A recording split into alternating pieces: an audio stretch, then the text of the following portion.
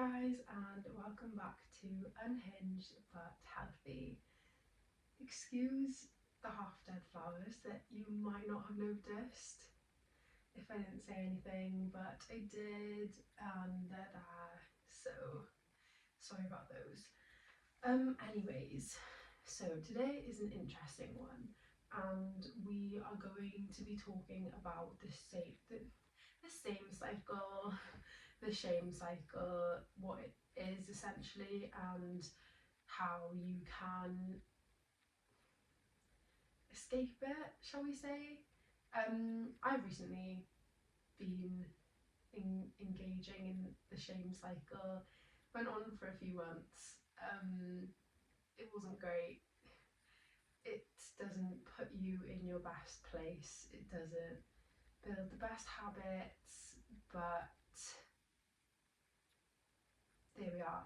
It happens, it's life, and yeah, I'm here to help you through it. So, shame is a feeling of embarrassment or humiliation that arises in relation to the perception of having done something dishonourable, immoral, or improper. So, that's the dictionary definition of shame. And guilt and shame can often be mixed up. So, guilt is a feeling you get when you've done something wrong or you've perceived that you did something wrong, whereas shame is more of a feeling about your whole self.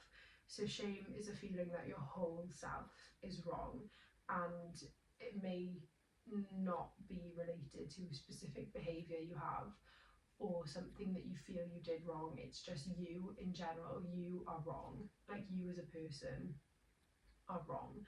And shame is an absolutely horrible thing to feel. Like, I will do things, not do things, but like, I will do something that I may perceive as wrong and then feel guilt, and then that will lead to me feeling as if I, as a person, am just awful, and that everybody knows that I have done something wrong, and like that they're just looking at me like, and it's horrible, and it just makes you not want to leave the house. It makes you feel like you don't deserve anything. It makes you so sad, and it's a really hard spiral to get out of when you feel shame. So when you feel guilt, it's easier to take steps to rectify the situation and put it behind you.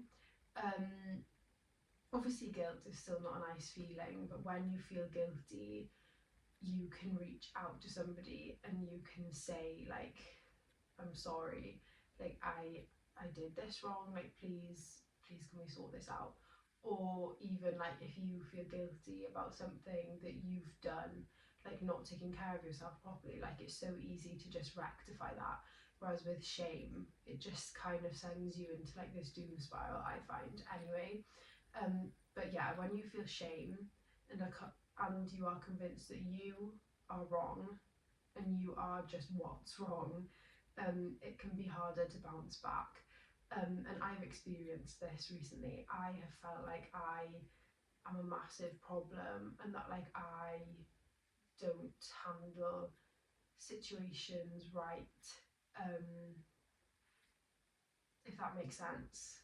Like, that everything ends because of me and because I drive people away, and that me in general, I'm just wrong, and that nothing is going to work out for me because I'm in the equation. Eventually things are going to end in a not very nice way, because I can't say I've had many nice endings apart from like drifting apart with people. Like, things are going to end and people are going to end up hating me because I am me, and it's not a nice feeling to have. So let's jump into it. What actually is the shame cycle? And the shame cycle is built up of a few steps, which obviously make it a cycle. So the first step is you make a mistake or engage in a destructive behaviour. So, you know, an example could be you how to handle how you're feeling, and you don't know how to speak about how you're feeling to someone, so you send them a message saying something that you completely don't mean because you are terrified of how you feel, and you think you'll feel relief from it, and you do for a second, and then you realise that it was the wrong thing to say and the wrong way to handle it. So that would be making a mistake. Or if you're engaging in destructive behaviour, it could be going back to an ex again. So the second step is you then feel deep guilt, and this turns into feelings of shame, and you verbally abuse yourself. So this could be negative thoughts about yourself and how people feel towards you. And this is horrible because, you know, I've had it. I'm going through a very big process now of trying to forgive myself and remove shame. And it's I'm not going to say it's easier than you think. It's not easy, but yeah, it's a lot easier than saying horrible things to yourself. But you know, I was having negative thoughts like everything's my fault, like feeling as though I'm still feeling like this a little bit, feeling like everyone's angry at me, like everyone's annoyed at me, no one wants to spend time with me, like, you know, I'm not nice to be around, like, and this is just what was in my head all day, every day for months. And I say months, nearly 3 months now. And it's been really hard, and it's really been taking a toll on me physically, mentally, energetically. Like, it's just been taking its toll. The third step is you continuously dwell on the mistake and feel too depressed to correct it or make amends, and you play it over again in your head. And this is so true. You know, like I felt like I had made a mistake, and I was just playing it on my head, replaying it, not all day, every day, but every day. And I would just cry and cry and cry and be like, I can't do anything about it. Like, I can't do anything about it. And I mean, I did try, didn't get anything back. But the next best thing after that, which is probably what I should have been doing first, was putting the energy back into myself and taking care of myself. And I was doing that, but because I was still continuously dwelling on this mistake as well, I still just felt drained. Like, my mental energy, like I was giving the most of my mental energy just towards this mistake and this situation, and that's still taking energy away from me, if that makes sense. So even though I was making the effort, you know, going to the gym and like eating well, sorry guys, yeah, you know, going to the gym, eating well, I was hyper fixating on my body, and like that's not the point of this episode though. But you know, I was taking care of myself, doing things to make me feel better that kind of actually weren't, you know, I was giving in too much because I was feeling sad, and it would make me feel better for a little bit, and I would get that little high, and then I would come crashing right back down again because I was continuously dwelling on this mistake, and I didn't have the energy to actually be there for myself mentally and actually feel grateful for the things I was doing for myself. So the next step is you then engage in destructive behaviours to self-soothe. So this could be drinking, drugs, shopping, comfort eating, and for me it was shopping. It was shopping, and it was eating, and then it was not really eating, and yeah, and then it was the things like I could control. You know, I was saying horrible things to myself about myself because I could control that, and you know, like I was really hyperfixating on the gym and food because that was something that I could control, but it just didn't end well. You know, and maybe, you know, that is a lot better than drinking and drugs, you could argue. But yeah, these then kind of make you feel better, but also not really, because they're not good for you and you're still miserable. You just get that small hit of the happy hormones, the happy chemicals, the small serotonin hit, dopamine, I'm not sure which one, maybe both. Yeah, and you get that small hit, and then eventually, once that's worn off, you will do the same thing again, and it just keeps going round and round and round. The next step is eventually things get better until you're triggered again and the cycle repeats. So yeah, eventually you will sort of come to a flat line, hopefully. Not flat line, but you know what I mean. Level ground, we'll say. And the cycle will stop on its own, but all it takes is for you to get triggered again, and then it repeats. So I got triggered like heavily for like the very first time in a while, and because of the nature of the situation, I hadn't been through something like that in a while, a long time, so it hit me hard, hit me really hard.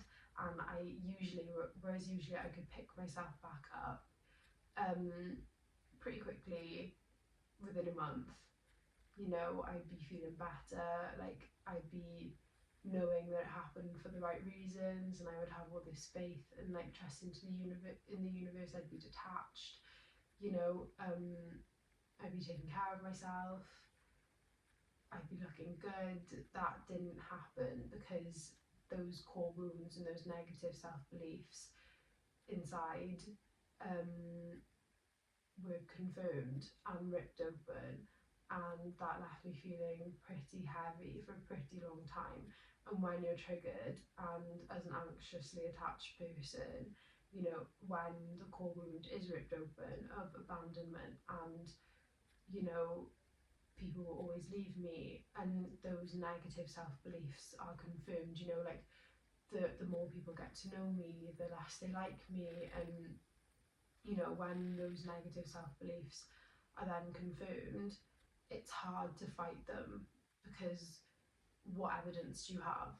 And then when those negative self-beliefs are all that are on replay in your head every day, and that's all your mind is looking for evidence of, because the thing has already happened that's approved these thoughts.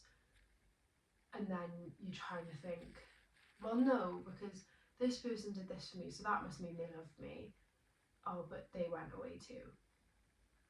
Oh, but you know, my friend did this for me that time, and yeah, but this person did this more recently, and it's really, really, really hard. So the best thing you can do is just heal those wounds and negative self-beliefs. And to do that, I will tell you later, but in a brief summary, you need to really look deep within yourself. What is this wound? Where did this wound come from? You know, where did it originate from? When's the first time I felt like this? Where did these beliefs come from? How can I counteract these thoughts? What positive thoughts can I think instead of these negative ones? Because your thoughts create your reality, you know. And to break the cycle, you need to think better thoughts to have a better reality. And yes, you can relapse, or you know, just sometimes you can fall back into bad habits. It's inevitable, really. Life is just a mountain you're climbing up, and sometimes you're going to go back down. You know, you can't stay on top forever, you know. But anyways, during the I literally can't speak. It's a hard thing to say. Shame cycle. During the shame cycle, we can self-isolate and separate ourselves from other people. I experience this. I'm in a very solitude era right now. Yeah, I just don't want to be around anyone really. I just want to be in bed all the time. Probably doesn't help that it's winter. Or if I'm doing anything, I want to do it alone. If I'm with anyone, I don't really want to speak. Like, I really struggled. I self-isolated a lot during my shame cycle, only really recently coming out of it. But yeah, where does shame originate from? So childhood, of course. Where does everything originate from? Childhood. So when we try to get approval from our caregivers and that isn't recognised, we begin to feel worthless or shameful. The feelings last depending on your attachment style. So if you've developed an anxious attachment style as per moi, those feelings tend to last a lot longer. If you're secure, kind of brush on the chin.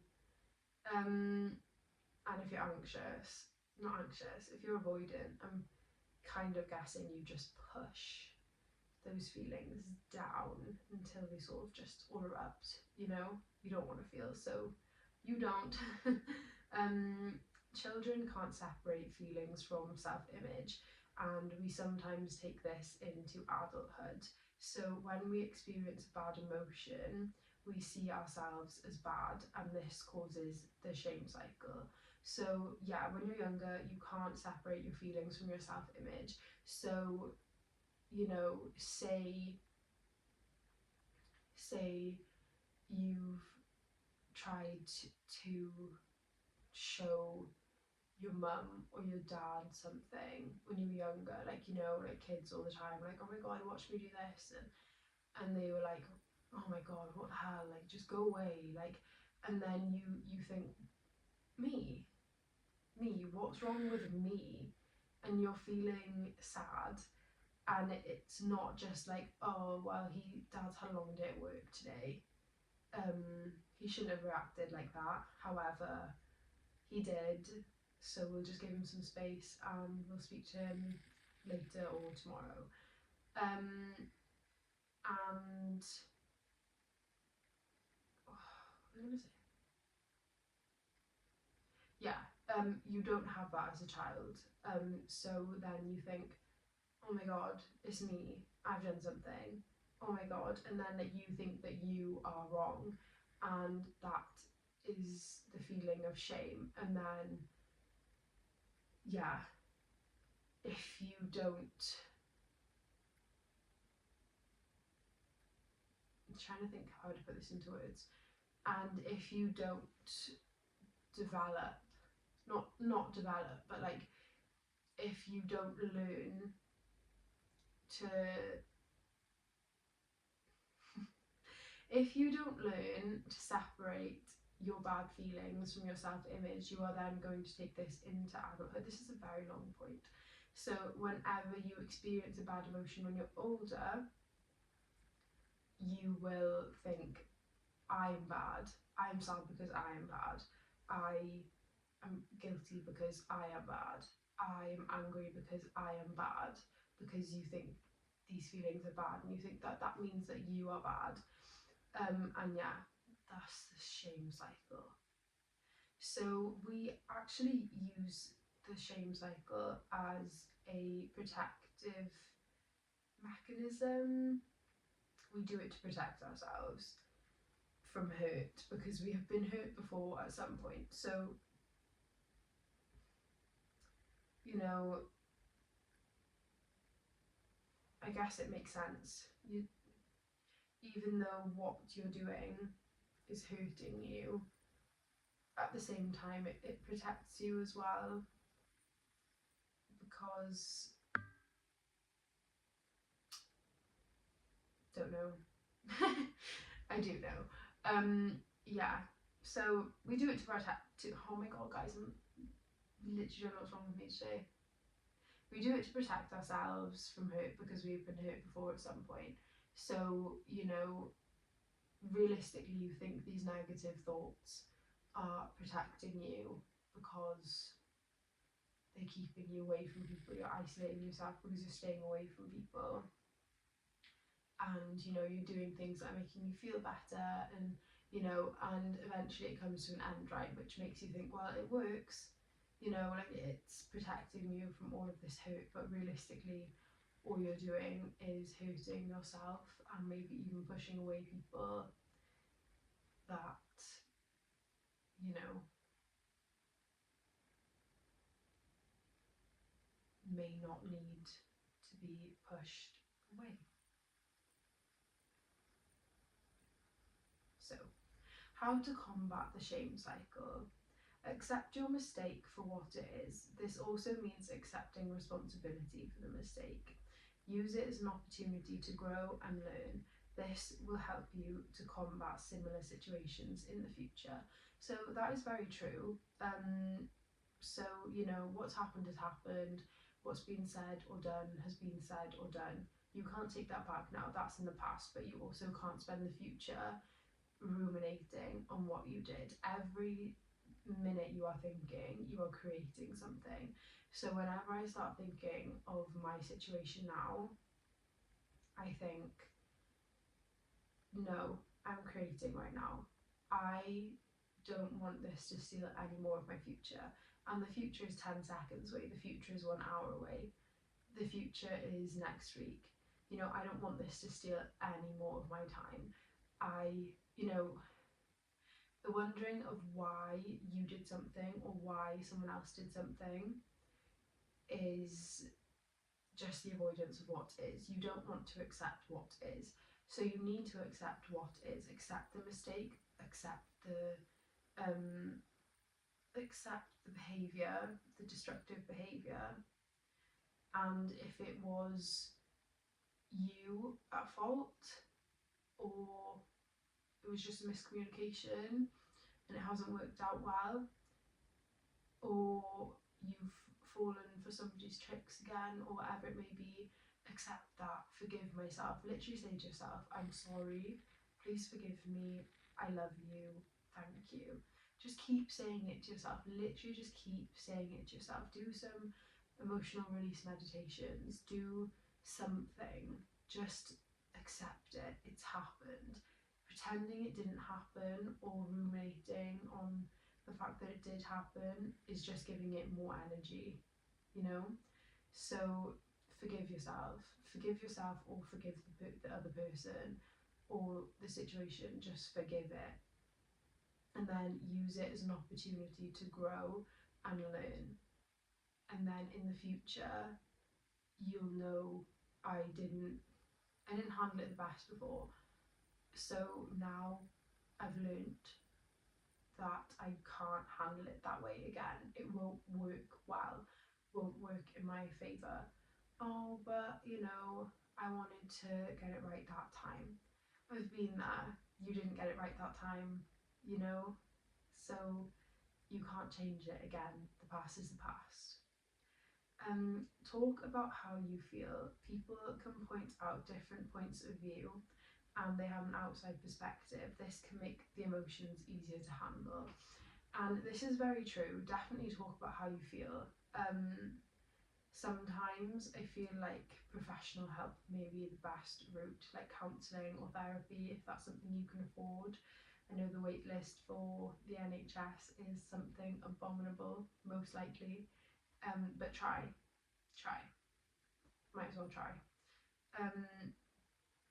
Don't go to people you wouldn't take advice from. Don't go to people whose lives you personally wouldn't want yours to look like, whose relationships you wouldn't want yours to look like.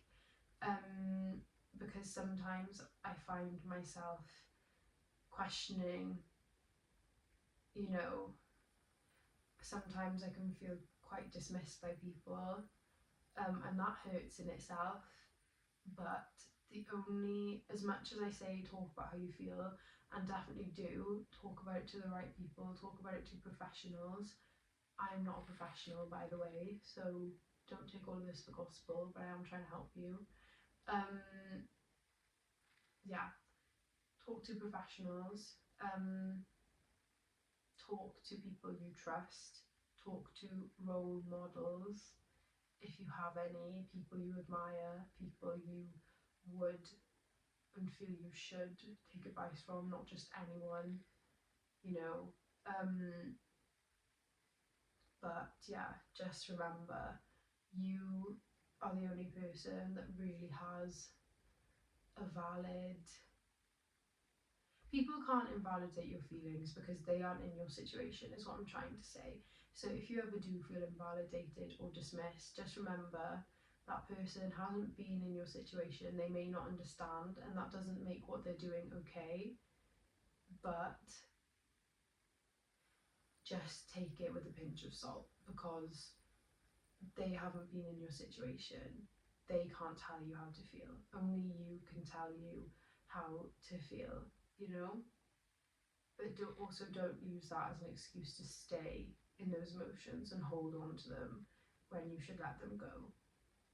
Find healthy coping mechanisms. So this could be meditation, exercise, therapy, spending time with friends, art, music, just creativity. It could be anything. And you know, it would be great to find things that don't cost too much money either. I know everything costs money, but you know, going on YouTube, finding meditations, there's so many on there. If you have a gym membership already, go to the gym, go to classes. If you want to try out Pilates or yoga or, you know, something else, like, and you've got the money to do it, try it. You know, look again, go on YouTube. There's so many people on there that do exercise videos. Therapy, I mean, again, can be quite pricey, but making an investment in yourself is the best one that you can make.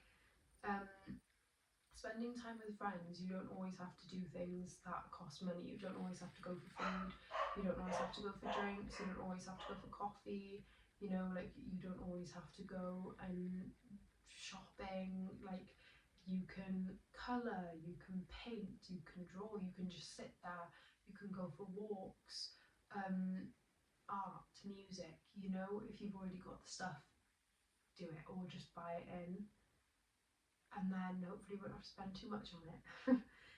Positive self-talk. So how we speak to ourselves has a massive impact on our self-worth and self-esteem, and this is so true. The shame cycle focuses on the negatives. You need to counteract those thoughts. So I've mentioned this in so many episodes, because your thoughts do create your reality, and your thoughts that you have, and your inner dialogue is created when you're a child. So how your family speak to you, and how your teachers speak to you, how your friends speak to you, how anyone speaks to you, then in turn becomes how you speak to yourself, and with your family as well. Same with your friends, how they speak to themselves also becomes how you speak to yourself. And it's like, it's such an important thing. And when I have a family one day, I want to make sure that I am talking about myself so positively, especially if I have a daughter. I'm talking about my body positively, I'm talking about how I look positively, I'm talking about how I carry myself positively. I want to make sure that that is all positive, because I never want her to look at her body and think, my mum looks in the mirror and says she's fat. Like, I look like her, I must be fat.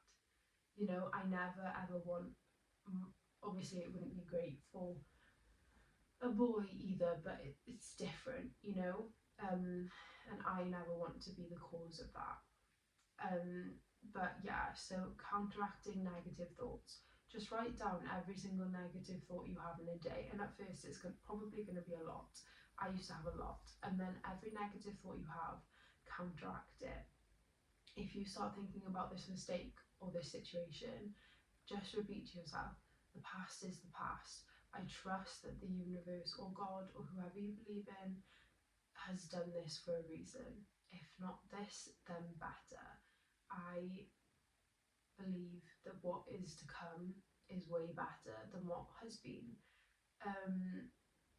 You know, you really have to keep saying these things to yourself until they are just what naturally comes to your mind. Like, I still think about my situation daily, a lot, and it's been nearly 3 months now, and it's come to a point where I'm like, do you know what, enough is enough now. I'm sick of blaming myself, I'm sick of letting this affect my self-worth, I'm sick of putting someone else on a pedestal, and you know, just because I can't seem to let go of the situation, just obsessing over it constantly, and it's just not what I want anymore. And that doesn't mean that they're a bad person, doesn't mean that I'm a bad person. No one has to be a bad person, like, but to get out of that shame cycle, I just needed to bring in a lot of affirmations, do a lot of self-concept and self-worth work, get myself back to at least the baseline of how I was feeling every day, instead of being down here all the time because of a mistake I made. You know, everyone makes mistakes. You don't have to be perfect. No one is perfect. People seem perfect, but they're not perfect. So positive self-talk is a big one. So carrying on from that one, keep lists of things you like about yourself and things you do well as writing out a realistic view of the situation that you can look at when you begin to spiral. So I have lists of things that I like about myself, not just physical attributes, you know, things about me as a person, things about things I do, the way I do things, things that I things that I enjoy, like what do I like about myself that makes me me. And I love that I have this list. I found it the other day actually, and I was like, do you know what, I was like, this is lovely, like I'm so glad I did this and I found it. And it's like, because I've been so down on myself, now I can look at all these things that me this time last year wrote down that she absolutely loves about herself. And it's like, do you know, like, thank you for doing that, you know, because I don't remember doing that. But yeah, when you start to feel down on yourself, it's nice to see that you've written all of those things about yourself, you know. Yeah, and the things that you do well. And I also like to write out realistic views of the situation that I'm in, because when I start to spiral then and I start to forget, start to kind of forget what happens and lose sight of it and start feeling like it's my fault again, I can just look at this list. And it doesn't mean you need to demonize anyone, you don't have to hate anyone if they've not given you any valid reason to. Yeah, but when you begin to spiral, just look and read this list and literally just bullet point. Doesn't have to be mean, doesn't have to be, you know, just these are the facts, this is what happened, so and so did this, you know, so and so did this, like, you know, it was never gonna work, like friendship, relationship, whatever, it was never gonna work. Like, just keep realistic things there so that you can keep them in mind when you're feeling a certain way and you begin to get really upset. And make sure you look at it, because sometimes I spiral and I don't look at it, and then I look at it after, I'm like, what was I crying for? But yeah, anyways, next point, recognize that your feelings and emotions are valid, but they're not always true. So we make up stories in our minds that aren't always true. We need to recognize that this is only our perspective of things and others don't care as much as we do. And that's a good thing, but we create the narrative of what happened in our minds. And I'm not saying make up a completely different story that's not even what happened, but try not to victimize yourself and try not to be like, oh, but like they treat me so badly and like they did this so they must hate me. Like, no, sometimes things that people do don't mean anything. Like, and I know that sounds so stupid, but sometimes the things that people do don't mean anything, and that's kind of hard to wrap your head around. But what I mean by that is it doesn't mean anything about you, okay? So it doesn't mean someone ignored you, it doesn't mean that they hate you and that, you know, they want you dead, you know, that they never ever liked you, like this being friend or romantic. It doesn't mean those things. It feels like it means those things, but that's what you're telling yourself. you're telling yourself, so and so ignored me because they never liked me and they lied to me when they said this, and they think I'm so annoying and they think I'm weird, and oh my god, the time I said this. No, you're making all of that up. Sometimes people purely just can't face their emotions, or they don't feel they can talk about things. And if you've done all you can, and you know you've done all you can, then there's nothing you can do but leave it. And you've got to remember that that's only your view of what happened. You don't know what their view is, and if they're not willing to tell you, then you don't need to know. You know, I'm sure one day they will come back to you and they will declassify why they did what they did, but that time is not right now. So let it go and just let it be. And I know that's hard, but again, look for medication. Look for meditations online, and stuff like that to help you let go of things, because if you do them consistently enough, they do work. But yeah, the reality of it is, and I know this probably isn't nice to hear either, they don't care as much as we do about it, or they wouldn't have done it in the first place. And that's not to say they don't care about you, but they've done what they've done, and that's just that. That's it now. You know, like,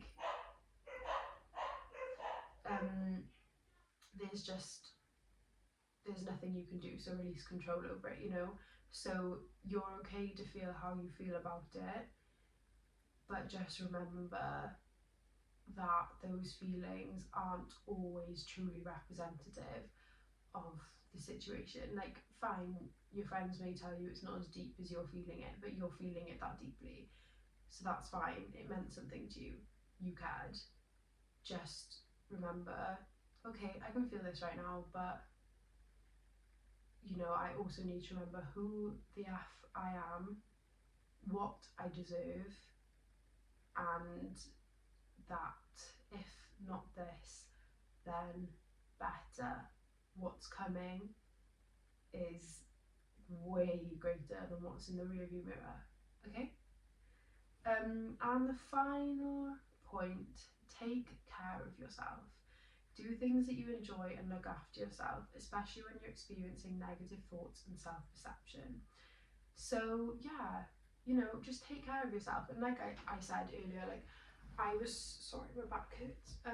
I was so down bad, and only, you know, I'm having a good day today. Could have a horrible day tomorrow. Hopefully not though. Stay safe. Yeah. I saw a really funny TikTok the other day actually. It was like, oh, hey guys, just wanted to come on here and say, if you're having a bad day, I'm having a great one, so stay safe. I was like, oh. But yeah, anyways, just take care of yourself. And like, even if you're so drained and you don't have the energy to generate any kind of good feeling emotion, you know, run yourself a bath or go for a walk. Like Monday, I was so tired after work. I hadn't slept all night Sunday, and I was up for work at 4:30. Went to work, was meant to go to the gym after. I was like, I physically can't do it. Like, I literally physically can't do it. Came home, I was like, I'll go for a walk. I was like, I can't. I was like, I'm too tired. I can't do it. Then I was like, I slept for 2 hours. Then I got up. I was like, right, I'm gonna make lunch now. I don't want to make myself lunch, but I need to eat, so I'm gonna make lunch. Then I'm gonna go for a walk, even if it's half an hour. Doesn't matter. Then I'm gonna come back and I'm gonna shower, and then I am gonna make myself feel nice and fresh and clean and put on nice pajamas and just feel good and watch some feel good TV. You know, just you need to force yourself to do it, because you know you're gonna feel better after. Like, the other evening, I was just like, I really don't want to go to a class, and I was like, no, but Beth, like, if you go, you're gonna feel so much better. Like, you're feeling so sad right now, like, you obviously need to release some sort of emotion. Just go to this class and then you're gonna feel better afterwards, you know. Rest all you need to, but you know, draw yourself baths, and even if you're exhausted, like, make your bed. You don't have to tidy your room fully, but just make your bed, make yourself some feel good meals, like, do your skincare, just make sure you're doing these things. Whenever I'm having this argument in my head of I don't want to do it, yes, but it's going to make me feel better. I didn't want to do my vision board, but then it was also making me feel shit that I had pictures up of like pumpkins and fucking Christmas trees, and it's January, you know, like, and I was looking at it and I was like, last time I made this vision board, like, oh my god, like, just make the new vision board, just make the new vision board. And I feel better now because everything on there is, you know, reflective of what I want now and how I feel now, and it's making me feel better about how I feel now. And just do the things, that make you feel better, because you will be so glad. It doesn't have to be climbing Pen y Fan at 2 a.m. for the sunrise. You don't need to do that. You can if you want to, but if you're too tired to do that right now, you know, just get up half an hour earlier. It's a start. But yeah, take care of yourself, guys. Stay safe out there. It's hard in these streets. It's hard out here. But yeah, I hope this helped. I'm sorry I wasn't completely with it. I don't know why. But yeah, I hope you enjoyed, guys, and I hope you're feeling okay. Feelings of shame are very hard to shake, but once you start to raise your vibration again, and actually, do you know what? Quickly, I'm going to tell you some ways that you can do that. Read, go for a coffee by yourself if you have the funds. Do meditations. I'm telling you, it's so underrated. Subliminals. Just put it on whilst you're doing something on your laptop or your phone or you're colouring. Just put them on. Like, I honestly, the last few days, I've been, I don't know, you know, it's like you are what you attract, and it's like, yes, your thoughts create your reality, but if you're feeling negative and your vibration is low, you're probably having negative thoughts anyway, or even if you're trying to feel better, but you can't. Like I was saying a while ago, like, I was so low that I couldn't feel anything at all. Like, I wasn't numb, but I was just heavy, and I found it really hard to try and create feelings of gratitude and stuff. So like the universe mirrors back to you your vibration, basically. And yes, feel what you need to feel, because it's also not good to ignore your feelings. It is a scary concept. I used to think like, oh my god, so I can never feel bad. Like, no, you can feel bad, that's fine, just don't stay there for too long.